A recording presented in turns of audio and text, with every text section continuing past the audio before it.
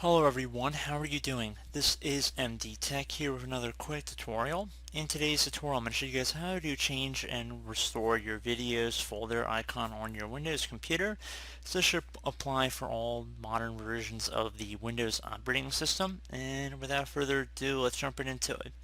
So if for some reason your video icon is out of whack, this tutorial should hopefully be able to address the problem. So you want to go ahead and open up your computer here. So type in this to the start menu, Windows Explorer or File Explorer. Best match to come back with File Explorer here. Left click on that.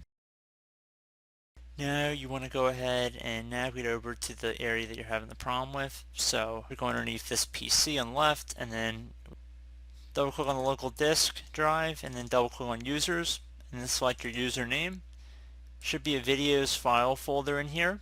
You want to right click on it, left click on properties, left click on the customize tab up at the top. Please note, if you're going through the shortcut on this PC like the screen we showed earlier, you will not have this option to change your folder icon because that's simply a shortcut. So if I just went back here, if you look on the properties for this is not going to be the same thing as if you went underneath the local disk, users, and then your username. This is different. This video's name is not referring to the same thing as the other one is.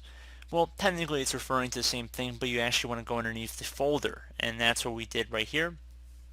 So once you have this video properties window open here, again, left click on the customize tab, left click on change icon underneath folder icons.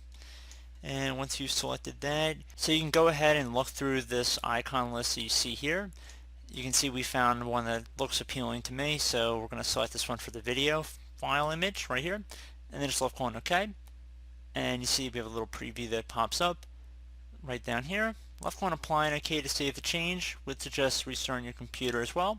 And hopefully that should have addressed your concern coming into this tutorial.